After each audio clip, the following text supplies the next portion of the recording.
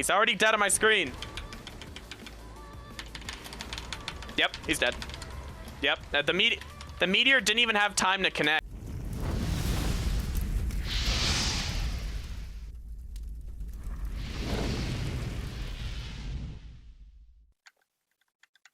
What's going on, everybody? Pherix here, back with another video. In today's video, I'm going to be going over how to PvP as a Fire Mage in patch 9.0. This is the first of 3 guides that I'll be making. They're going to be short and informative, and it'll pretty much just be straight to the point. And yeah, without further ado, let's go ahead and get started. Alright, first up here, we're going to talk about some new abilities that we have and abilities that we've lost. So first up, we've got Arcane Explosion, brand new ability. We have it baseline. Pretty nice to get stealthies out. Frostbolt if you're looking to slow the enemy movement. Not too terrible at all. And Mirror Image, which isn't too great, but it does give you a 20% wall while at least one of the mirror images is up. So not bad at all. Next up, we've got Alter Time. So you're able to pop this. It is purgeable, so be careful of that one. And then you can cancel it at any point within the 10 seconds and get some health back in your positioning. On top of that, we also have Phoenix Flames, which are now baseline. Very helpful for putting out a little bit extra more damage. And if you're trying to cast without being kicked, it's a great ability to use. So right there is pretty much all we have for our brand new abilities. They changed a little bit on how Ignite works. Fortunately, we don't have to worry about this too much in PvP. But Phoenix Flames will actually allow your Ignites to spread. So make sure if you do have an enemy sheeped, don't cast Phoenix Flames nearby. It will AoE and break that sheep. So be very careful on that one. Alright, just going to go ahead and get into our talents right now. Right now, I'm still rocking Searing Touch, Shimmer, Incanter's Flow, Flame On, Ring of Frost, Living Bomb, and Meteor. For the tier 15, you could run Searing Touch or potentially Firestarter. I like the Searing Touch Scorch Executes on preference, but you could play Firestarter too. Not a bad one. Shimmer, most times. You might want to play Blazing Soul occasionally in a Rogues. Right now, damage is really high, and being able to blink out of a cheap shot or something could be very beneficial. With the new changes to Rune of Power, if you cast Combust, it will automatically drop a Rune of Power on your location. So that is not terrible at all. It could be pretty good if you're looking to play something like an RMP, and you're really looking to get a little bit of damage out. Do note, though, it is nerfed by 10%, so you're only getting 30% increased spell damage, and you do have to cast this on Arcane if you're trying to get one off outside of Combust. So typically, I'm going with Encanter's Flow. Next up, staying with Flame On. Alexstrasza's Fury isn't really that great, and From the Ashes gives you Mastery, which we personally really don't care about. So not a huge deal there. Flame On is definitely the best one here. Ring of Frost, very nice, especially with the new Thoughtsteel meta from the Priest. This pretty much gives you another way to land those sheeps and land the in-cap DR, so very, very good choice right there. Level 45, sticking with Living Bomb. It's not that great. None of these are that great, but Living Bomb does not make your Fireball break in ECC, so that's the one we're going to use. You can use it to keep stealthies in combat too. Finally, for level 50, still rocking Meteor. Pretty good damage overall, and you can get some good buffs on it to actually make it do like relatively good damage. So those are your talents there. For PvP talents, these are a little bit situational. I'm pretty much taking Pyrokinesis almost 100% of the time now. We're looking to get short Combust as quick as we can. So, you know, your Fireball reduces the cooldown of Combust by 5 seconds. Very helpful. You get Combust back maybe every 1 minute to 1.5 minutes. So, not bad there. Next up, rocking Flame Cannon. It's the same thing. These other two are pretty situational. Tender is okay. If you know you're going to be trained, you're not going to be able to cast too much. With Greater Pyro having that 15-second cooldown and us having 0 haste, it really isn't that great of a pick anymore. Maybe in like a 2v2 comp with like Rogue Mage for the opener. Could be okay. Other than that, not that great. Controlled Burn also is very mediocre. Doesn't really get the job done. Same with World in Flames. Not really going to be casting Flame Strike too much. And then you've got your defensive ones. Netherwind Armor is a good choice. Prismatic is a good choice. And then Dampen Magic for any Afflock, Spell Cleave. Then we have Kleptomania if you're looking to purge off an enemy. Combust. Power Infusion from Priest is really big. Dark Soul from Warlock, you can purge that off too. So those are all really good choices there. But personally, it's what I kind of have going on right now. The Pyrokinesis, Flame Cannon, and Tender. Alright, now that we're done with talents, we'll go ahead and talk about stats. What stats do you want?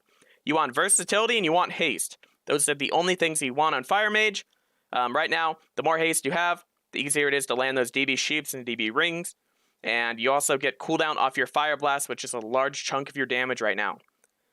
So try to get as much haste as you can, while trying to get as much versatility as you can to be able to live.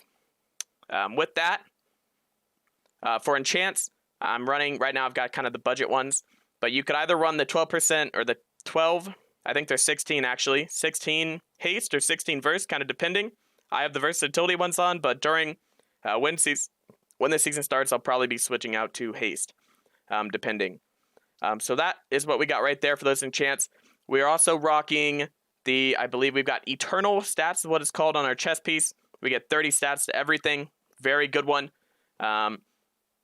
We should have a Bracer enchant here to get more intellect, but we don't actually have that one. And then for our weapon enchant, I recommend either the 12% healing received increase, or you can go for the 5% increased intellect. I think both of those are really good. I don't have this enchanted yet. But that one's kind of preference there. And that's what we have for gear. So remember, haste and verse are your 2 priority stats. And then mastery if you can't get either of those. For trinkets here, with the new changes and the PvE changes, trinkets being nerfed a lot, we're probably going to be running with the 2 PvP trinkets. So right now I'm running a badge and I'm running relentless. Because I'm playing human, I'm playing relent. If you're playing on horde side, I recommend, or anything not human really, I would recommend playing an actual trinket to get out of everything instead of relentless. If you're playing human though, you can play relent. And then I think badge is really good. Good combination. It's got a 1-minute cooldown now, which is very helpful. You get a little more damage off. And then you also, it just combines pretty well with combust. So right there, those are your 2 trinkets I recommend, or 3 rather.